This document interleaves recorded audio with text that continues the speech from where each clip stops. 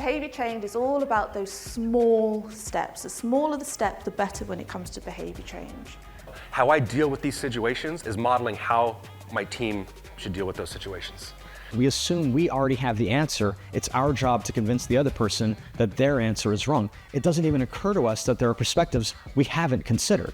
When you don't have data, call it a guess. Yeah, you're right, Bob. I'm willing to take that bet on that guess.